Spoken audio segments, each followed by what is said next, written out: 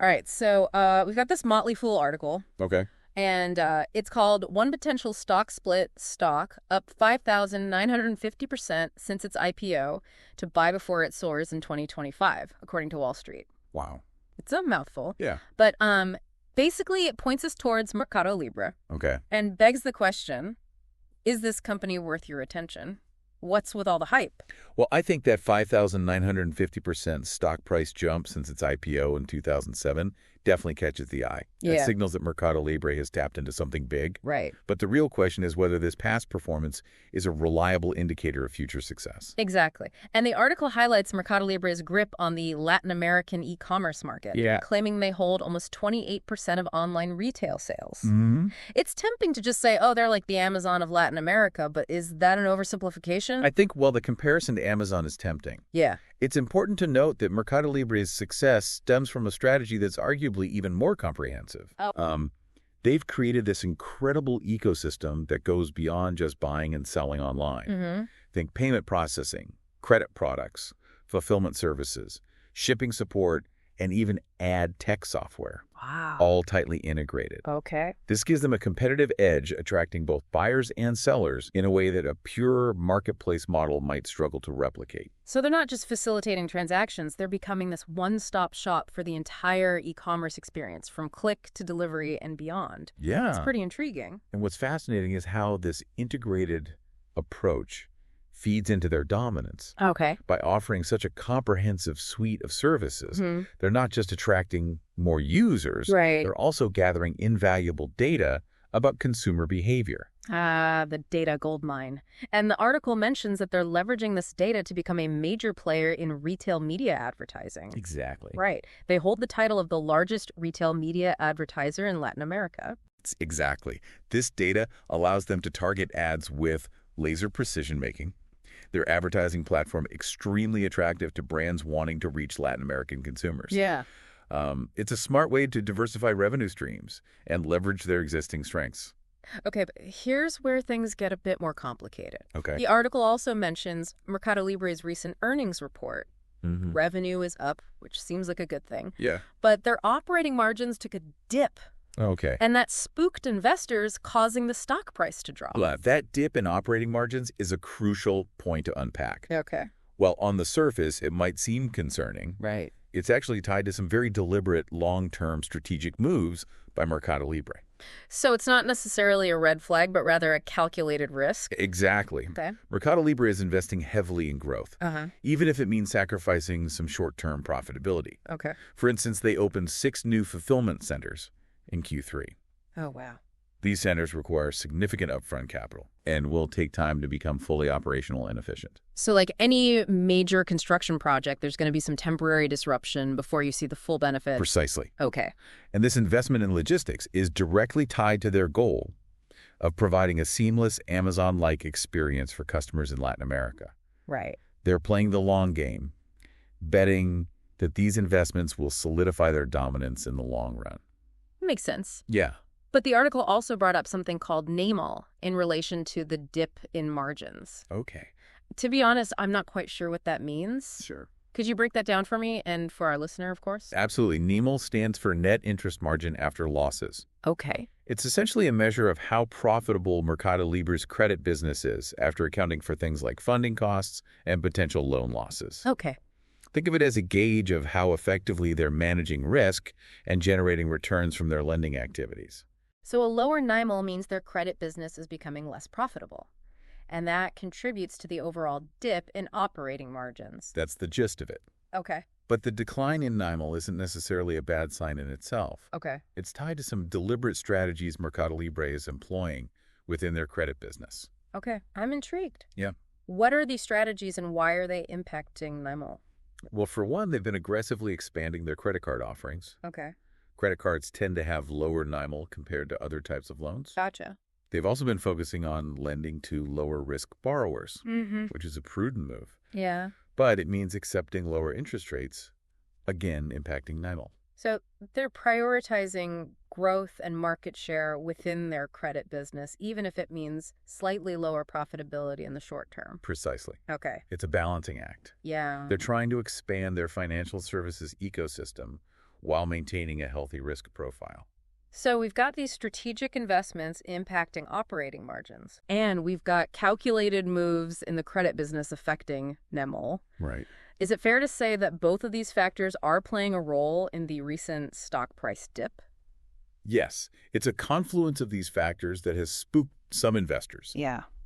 However, it's crucial to remember that these moves, while causing short-term fluctuations, are potentially laying the groundwork for significant long-term gains.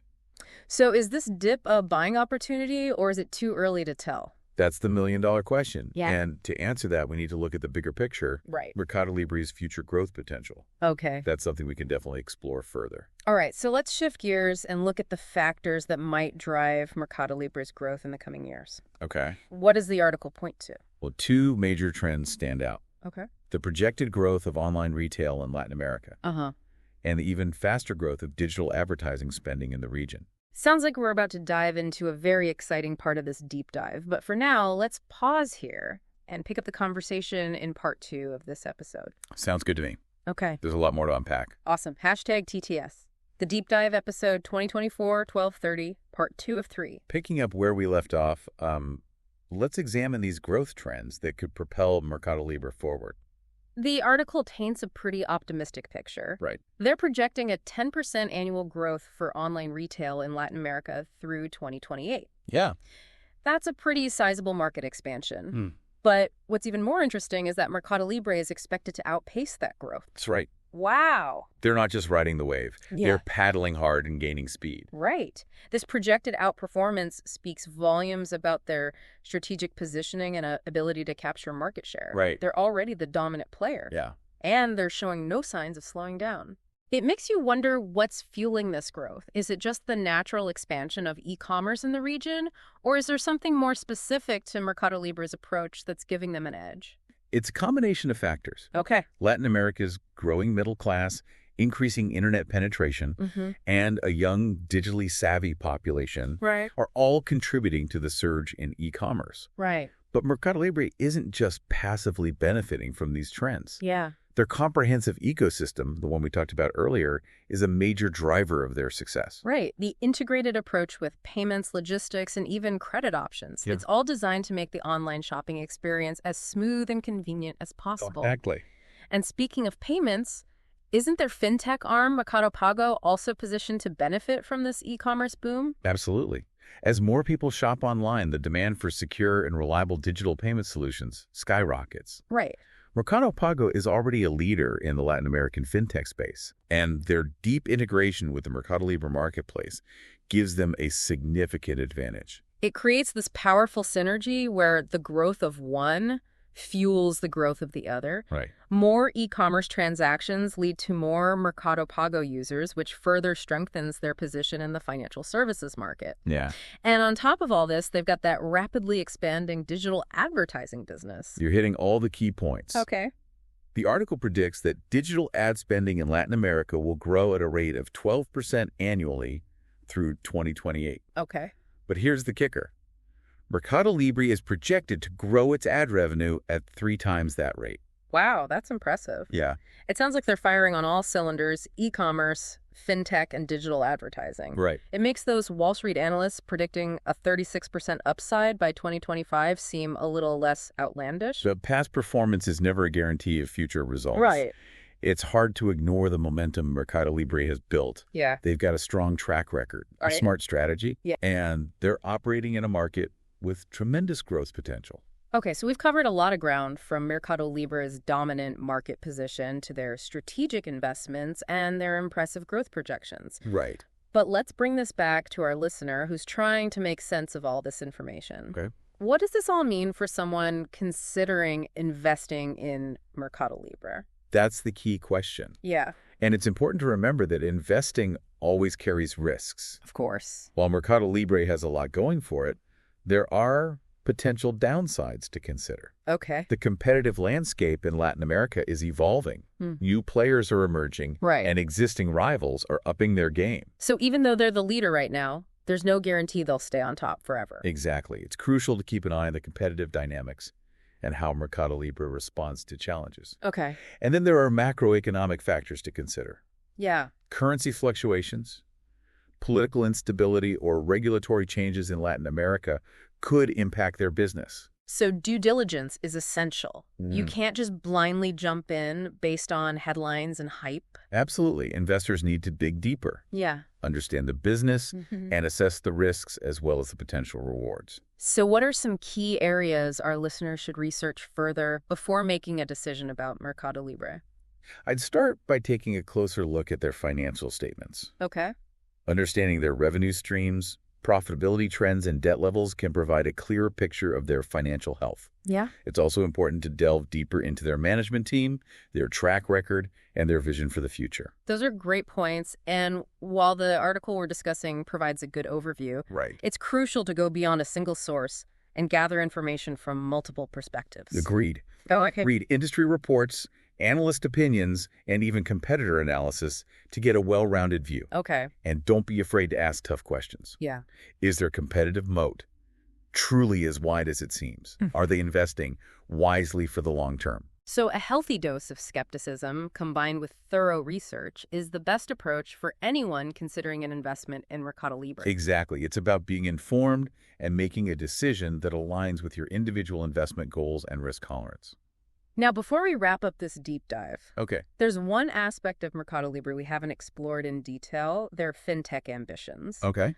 The article hints at their potential to disrupt traditional banking in Latin America, Right. but it doesn't really dive deep into that idea. That's a fascinating aspect that deserves more attention. Yeah. Their payment platform, Mercado Pago, Mm-hmm. is already a significant player in the region, Okay.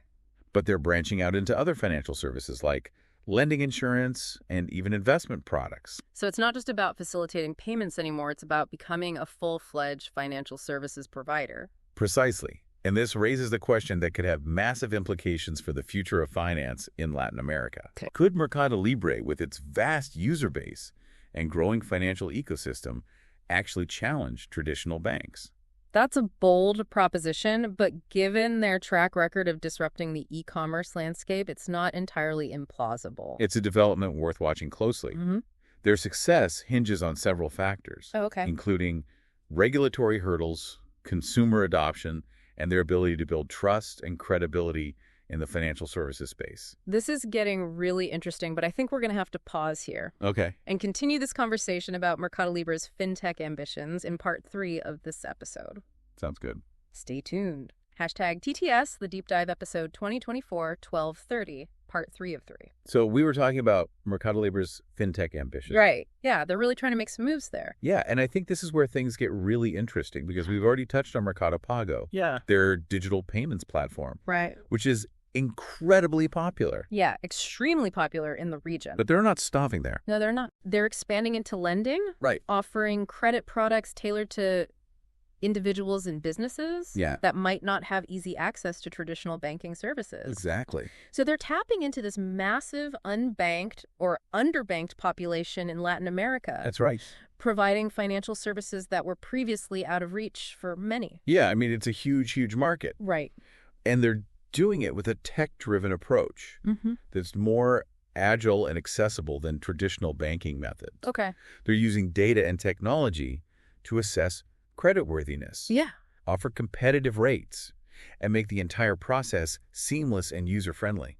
It sounds like they're leveraging their deep understanding of their user base, Yeah. gathered through their e-commerce platform to create a more personalized and inclusive financial experience. And that's a key part of their strategy. Yeah. They're not just replicating traditional banking services. Okay. They're building something new, Yeah. something tailored to the specific needs and realities of the Latin American market. It's almost like they're leapfrogging over the traditional banking infrastructure, Yeah. going straight to the consumer with a digital-first approach. That's a great way to put it. Yeah. And this leapfrogging effect could give them a significant advantage. Right. They're not burdened by legacy systems or outdated ways of thinking. Right. They can innovate quickly and adapt to the evolving needs of their customers. But let's be realistic. Yeah. Challenging established banks is no easy feat. No, it's not. They have deep pockets, regulatory clout, and decades of customer relationships. Right. What makes you think MercadoLibre can actually compete in this space? Well, it's true. They're up against some formidable opponents. Yeah. But MercadoLibre has a few key advantages that can't be ignored. Okay. First, they have this massive engaged user base. Right. Millions of people already use their platform for e-commerce, Mm-hmm. and transitioning those users to financial services is a lot easier than starting from scratch. So they've already got the trust and familiarity that traditional banks have spent years building. Exactly. And second, they're incredibly agile and innovative. Okay. They're not afraid to experiment, Yeah. to try new things, and to push the boundaries of what's possible in financial services. Yeah. They're constantly iterating, improving, and expanding their offerings. That speed and adaptability could be a game changer in a traditionally slow-moving industry like banking. And third, they have a deep understanding of the Latin American market. Right. They know the culture, Yeah. the needs, and the challenges of consumers in the region. Yeah. This localized knowledge is invaluable, Okay. and it's something that global banking giants often struggle to replicate. So it's a combination of factors, scale, agility, and local expertise. Yep. It's a potent mix, but it's not a guaranteed victory. Of course not. There are still plenty of hurdles to overcome. Right. Regulatory challenges, security concerns, Mm-hmm. and competition from both traditional banks and other fintech startups are all factors that could impact their success. It sounds like the future of MercadoLibre's fintech ambitions is still very much in flux, but it's a story worth watching closely. Absolutely. Whether they become the Amazon of finance in Latin America or not, their efforts to expand access to financial services and to disrupt the traditional banking model are bound to have a significant impact on the region. So I think we've covered a lot of ground in this deep dive. We have. We've explored MercadoLibre's incredible rise in e-commerce, Yes. their strategic investments, their financial performance, and their ambitious foray into fintech. It's a complex and fascinating story, and it raises some thought-provoking questions about the future of e-commerce fintech and the evolving relationship between technology and traditional industries. I'd say our mission is accomplished. I agree. We unpacked the hype surrounding MercadoLibre, Yeah. explored their strengths and weaknesses, and hopefully equipped our listener with the knowledge to make their own informed decisions. As always, it's about doing your own research, understanding the risks, and investing wisely. Well, that brings us to the end of our deep dive into the world of MercadoLibre. We hope you enjoyed the journey, and we'll see you on the next deep dive.